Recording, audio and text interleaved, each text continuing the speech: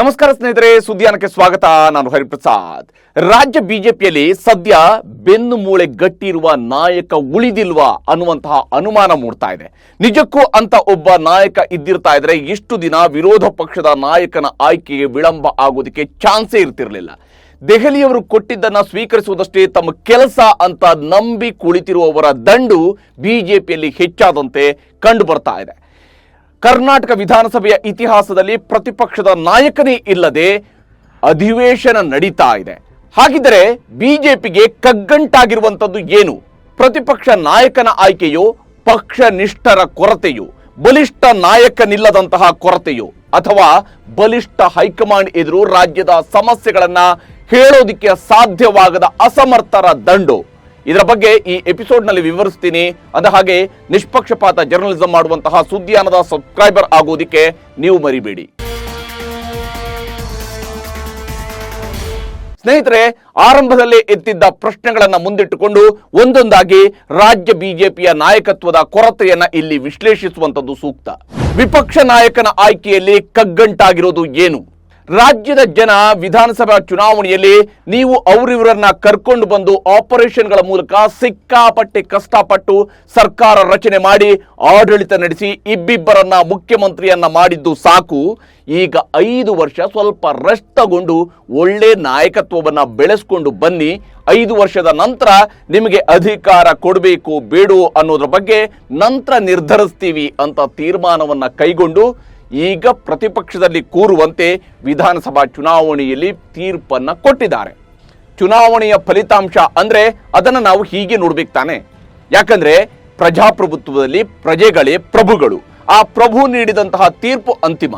ಅದನ್ನ ಪಾಲಿಸಬೇಕಾಗಿರುವಂಥದ್ದು ರಾಜಕೀಯ ಪಕ್ಷಗಳ ಧರ್ಮ. ಜನರು ಅತಂತ್ರ ತೀರ್ಪು ಕೊಟ್ಟಲ್ಲಿ ಅದನ್ನ ತಮಗೆ ಬೇಕಾದಂತೆ ವ್ಯಾಖ್ಯಾನವನ್ನ ಮಾಡಿಕೊಂಡು ಅಧಿಕಾರ ನಡೆಸುವಂಥದ್ದು ರಾಜಕೀಯ ಪಕ್ಷಗಳಿಗೆ ಸಿಗುವಂತಹ ಒಂದು ಅವಕಾಶ. ಆದರೆ ಸ್ಪಷ್ಟ ತೀರ್ಪು ಕೊಟ್ಟಾಗ ಅದನ್ನ ಪಾಲಿಸಬೇಕಾದದ್ದು ರಾಜಕೀಯ ಪಕ್ಷಗಳ ಕರ್ತವ್ಯ. ಹೀಗೆ ಜನ ತೀರ್ಪು ಕೊಟ್ಟು ಪ್ರತಿಪಕ್ಷ ಸ್ಥಾನದಲ್ಲಿ ಕೂರಿಸಿದ್ರು. ಕಳೆದ 1 ತಿಂಗಳು 20 ದಿನಗಳು ಅಂದ್ರೆ ಬರೋಬ್ಬರಿ 50 ದಿನ ಆದ್ರೂ ಪ್ರತಿಪಕ್ಷ ನಾಯಕನನ್ನ, ಅರ್ಥಾತ್ ಬಿಜೆಪಿಯ ಶಾಸಕಾಂಗ ಪಕ್ಷದ ನಾಯಕನನ್ನ ಆಯ್ಕೆ ಮಾಡೋದಿಕ್ಕೆ ಸಾಧ್ಯ ಆಗ್ಲೇ ಇಲ್ಲ.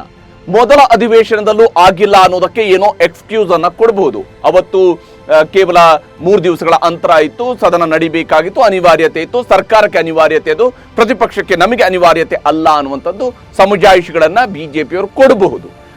ಆದರೆ ಈಗ ಸರ್ಕಾರ ಬಜೆಟ್ ಅಧಿವೇಶನಕ್ಕೆ ದಿನಾಂಕ ನಿಗದಿ ಮಾಡಿನೇ 15 ದಿನ ಕಳೆದ್ರು ಪ್ರತಿಪಕ್ಷ ನಾಯಕನನ್ನ ಆಯ್ಕೆ ಮಾಡ್ಕೊಳ್ಳೋದಕ್ಕೆ ಒಂದು ರಾಜಕೀಯ ಪಕ್ಷಕ್ಕೆ ಸಾಧ್ಯ ಆಗಿಲ್ಲ ಅಂತೇಳಿ. ಆದ್ರೆ ಅಲ್ಲೇನೋ ಅಷ್ಟು ದೊಡ್ಡ ಕಗ್ಗಂಟಿದೆ ಅಂತಲೇ ನಾವು ನಂಬಬೇಕಾಗತ್ತೆ.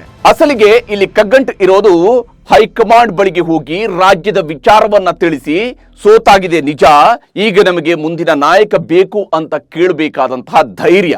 ಆದ್ರೆ ಬಿಜೆಪಿಯ ರಾಜ್ಯ ನಾಯಕರನ್ನ ನೋಡಿದ್ರೆ, ಯಡಿಯೂರಪ್ಪ ಅವರನ್ನ ಹೊರತುಪಡಿಸಿದ್ರೆ ಉಳಿದವರಿಗೆ ಹೈಕಮಾಂಡ್ ಕೊಟ್ಟದ್ದನ್ನ ಸ್ವೀಕರಿಸುವುದರಲ್ಲೇನೆ ಜಾಸ್ತಿ ತೃಪ್ತಿ ಇದ್ದಂತೆ ಕಾಣ್ತಾ ಇದೆ. ಯಡಿಯೂರಪ್ಪ ಅವರನ್ನ ಹೇಗಿದ್ರು ಕೂಡ ಹೈಕಮಾಂಡ್ ನೇಪಥ್ಯಕ್ಕೆ ಸರಿಸಿರುವುದರಿಂದಾಗಿ ಅವರಿಗೆ ಈ ಪ್ರತಿಪಕ್ಷ ನಾಯಕನ ಆಯ್ಕೆಯ ಉಸಾಬರಿ ಏಕೆಂದು ಅವರು ಸುಮ್ಮನಾಗಿರಲೂಬಹುದು. ಉಳಿದವರಿಗೆ ಹಾಗಿದ್ರೆ ಆ ಹುದ್ದೆ ಬೇಡವೇ ಎನ್ನುವ ಪ್ರಶ್ನೆ ಇದೆ. ಪಕ್ಷ ನಿಷ್ಠರ ಕೊರತೆ ಬಿಜೆಪಿ ಎದುರಿಸ್ತಾ ಇದೆಯೇ? ಬಿಜೆಪಿ ಯಾವತ್ತೂ ಕೂಡ ಪಕ್ಷ ನಿಷ್ಠೆಯನ್ನ ಪ್ರತಿಪಾದಿಸುವಂತಹ ಪಕ್ಷ. ಬಿಜೆಪಿ ಕಾರ್ಯಕರ್ತರಲ್ಲೂ ಕೂಡ ಪಕ್ಷ ನಿಷ್ಠೆಯೇ ಪರಮ ಧ್ಯೇಯ ಅಂತೇಳಿ ಕಾಣ್ತಾ ಇರುತ್ತೆ. ಆದ್ರೆ ಈಗ ನಡೀತಾ ಇರುವಂತಹ ಬೆಳವಣಿಗೆಯನ್ನು ಗಮನಿಸಿದ್ರೆ ಬಿಜೆಪಿಯಲ್ಲಿ ಪಕ್ಷ ನಿಷ್ಠರ ಕೊರತೆ ಏನಾದ್ರೂ ಇದೆಯೇ ಅನ್ನುವಂತಹ ಅನುಮಾನ ಮೂಡ್ತಾ ಇದೆ.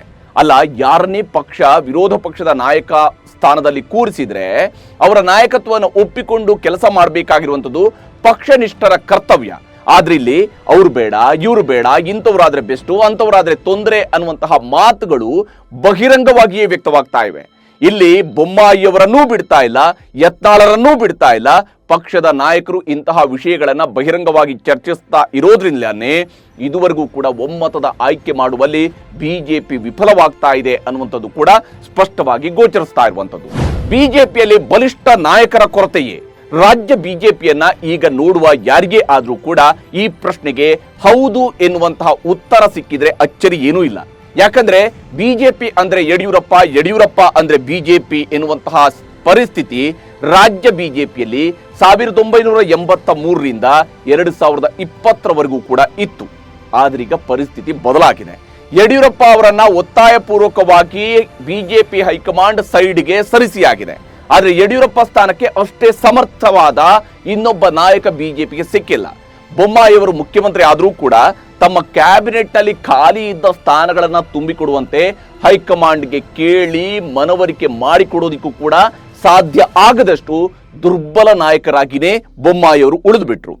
ಉಳಿದವರ ಪ್ರತಾಪಗಳೆಲ್ಲ ಮೈಕ್ ಮುಂದೆ ಬಹಳ ಜೋರಾಗಿ ಕೇಳಿ ಬರ್ತಾ ಇರುತ್ತೆ. ಆದ್ರೆ ಹೈಕಮಾಂಡ್ ಮುಂದೆ ಹೋಗಿ ಇವರು ಬಾಯಿ ಬಿಟ್ಟಿರುವಂತಹ ಉದಾಹರಣೆ ಗೋಚರಿಸ್ತಾ ಇಲ್ಲ. ಮಾಜಿ ಮುಖ್ಯಮಂತ್ರಿ ಯಡಿಯೂರಪ್ಪ ಮತ್ತು ದಿವಂಗತ ಅನಂತಕುಮಾರ್ ಅವರಿಗೆ ರಾಜ್ಯ ಬಿಜೆಪಿಯಲ್ಲಿ ನೋಡಿ ಇದು ಆಗ್ಲೇಬೇಕು ಅಂತ ಹೈಕಮಾಂಡ್ ಮುಂದೆ ಪಟ್ಟು ಹಿಡಿದು ಕೆಲಸ ಮಾಡಿಸ್ಕೊಂಡು ಬರಬಲ್ಲಂತಹ ಶಕ್ತಿ ಇತ್ತು. ಈಗಿರುವಂತಹ ನಾಯಕರ ದಂಡು ಹೈಕಮಾಂಡ್ ಆದೇಶ ಪಾಲಕರಾಗಿ ಮಾತ್ರ ಕಾಣ್ತಾ ಇದೆಯೇ ಹೊರತು ಹೈಕಮಾಂಡ್ಗೆ ಕನ್ವಿನ್ಸ್ ಮಾಡಿಸಿ ಕೆಲಸ ಮಾಡಿಸ್ಕೊಂಡು ಬರುವಂತಹ ಶಕ್ತಿಯನ್ನ ಇವ್ರು ಯಾರೂ ಕೂಡ ಪ್ರದರ್ಶಿಸ್ತಾ ಇಲ್ಲ. ಇದರಿಂದಾಗಿ ರಾಜ್ಯ ಬಿಜೆಪಿ ಒಂದು ರೀತಿಯಲ್ಲಿ ಅಸಮರ್ಥರ ದಂಡಿನಂತೆಯೇ ಗೋಚರಿಸ್ತಾ ಇದೆ. ಯಾಕಂದ್ರೆ ದೇವರ ಮುಂದೆಯೇ ಆದರೂ ಕೂಡ ಭಕ್ತರು ಬೇಡಿದ್ರೆ ಮಾತ್ರ ದೇವರು ವರ ಕೊಡ್ತಾರೆ ಅನ್ನುವಂತಹ ನಂಬಿಕೆ ಇರುವಂಥದ್ದು ನಮಗೆಲ್ಲ. ಇನ್ನು ರಾಜಕೀಯ ಪಕ್ಷದಲ್ಲಿ ಹೈಕಮಾಂಡ್ ಬಳಿಗೆ ಕೇಳದೇನೆ ರಾಜ್ಯದ ರಾಜಕಾರಣದ ಬಗ್ಗೆ ಅವರೇಕೆ ಹೆಚ್ಚಿನ ಆಸಕ್ತಿ ತೋರಿಸ್ತಾರೆ ಅನ್ನುವಂತಹ ಪ್ರಶ್ನೆಯೂ ಕೂಡ ಮೂಡ್ತಾ ಇರುತ್ತೆ. ಮನ್ಸುಖ್ ಮಾಂಡವೀಯ, ವಿನೋದ್ ತಾವಡೆ ಬೆಂಗಳೂರಿಗೆ ಆಗಮನ. ವಿಧಾನಸಭೆ ಚುನಾವಣೆಯ ಫಲಿತಾಂಶ ಬಂದು 50 ದಿನ ಕಳೆದ ಮೇಲೆ ಬಿಜೆಪಿಯ ಶಾಸಕಾಂಗ ಪಕ್ಷದ ನಾಯಕನ ಆಯ್ಕೆಗೆ ಹೈಕಮಾಂಡ್ ಇಬ್ಬರನ್ನ ಕರ್ನಾಟಕಕ್ಕೆ ಕಳಿಸಿಕೊಟ್ಟಿದೆ. ಈ ಹಿಂದೆ ಕೇಂದ್ರ ಸಚಿವ ಧರ್ಮೇಂದ್ರ ಪ್ರಧಾನ್ ಅವರು ಬಂದಿದ್ರು. ಅವರು ಬಂದಂಥದ್ದು ಕೇವಲ ಸೋಲಿನ ಕಾರಣ ಹುಡುಕುವಂತಹ ಆತ್ಮಾವಲೋಕನಕ್ಕೆ ಸೀಮಿತ ಆಗಿತ್ತು. ಈಗ ಮನ್ಸುಖ್ ಮಾಂಡವೀಯ ಮತ್ತು ವಿನೋದ್ ತಾವಡೆ ಅವರಿಗೆ ಪ್ರತಿಪಕ್ಷ ನಾಯಕ ಅರ್ಥಾತ್ ಬಿಜೆಪಿಯ ಶಾಸಕಾಂಗ ಪಕ್ಷದ ನಾಯಕ ಯಾರಾಗಬೇಕು ಅನ್ನೋದನ್ನ ಆಯ್ಕೆ ಮಾಡಿ ಹೈಕಮಾಂಡ್ಗೆ ತಿಳಿಸುವಂತಹ ಜವಾಬ್ದಾರಿಯನ್ನ ನೀಡಲಾಗಿದೆ. ಇದಕ್ಕಾಗಿ ಅವರು ಬಿಜೆಪಿ ಶಾಸಕರ ಸಭೆಯನ್ನ ಕರೆದು ಅವರ ಶಾಸಕರ ಅಭಿಪ್ರಾಯವನ್ನ ಸಂಗ್ರಹಿಸುವಂತಹ ಸಾಧ್ಯತೆಯೂ ಕೂಡ ಕಂಡು ಬರ್ತಾ ಇಲ್ಲ. ಒಂದಿಷ್ಟು ಹಿರಿಯ ನಾಯಕರ ಜೊತೆಗೆ ಸಭೆ ನಡೆಸುವಂತಹ ನಿರೀಕ್ಷೆ ಈಗ ಇರುವಂತದ್ದು. ಯಾಕಂದ್ರೆ ಇದುವರೆಗೆ ಬಿಜೆಪಿಯ ಶಾಸಕಾಂಗ ಪಕ್ಷದ ಸಭೆ ಯಾವಾಗ ಕರಿಬೇಕು ಅನ್ನುವಂಥದ್ದಕ್ಕೂ ಕೂಡ ಸಮಯ ನಿಗದಿ ಆಗಿಲ್ಲ. ಇದರ ನಡುವೆ ಸದನದ ಒಳಗೆ ನಾಯಕನಿಲ್ಲದ ಬಿಜೆಪಿ ಸದನದ ಬಾವಿಗಿಳಿದು ಪ್ರತಿಭಟನೆಯನ್ನ ನಡೆಸ್ತಾ ಇದೆ. ಶಾಸಕರು ಪ್ರಶ್ನೆ ಶಾಸಕರು ಪ್ರಶ್ನೆ ಕೇಳಿ ಮಂತ್ರಿಗಳು ಉತ್ತರ ಕೊಟ್ಟರೆ ಅದರ ಮಧ್ಯೆ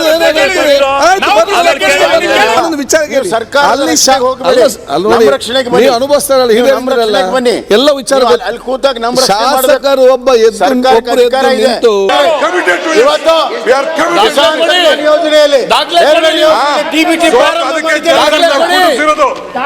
ಅವರು ಎದ್ದು ನಿಂತಿದ್ದಾರೆ, ಪ್ರಶ್ನೆ ಎದ್ದು ನಿಂತಿದ್ದಾರೆ.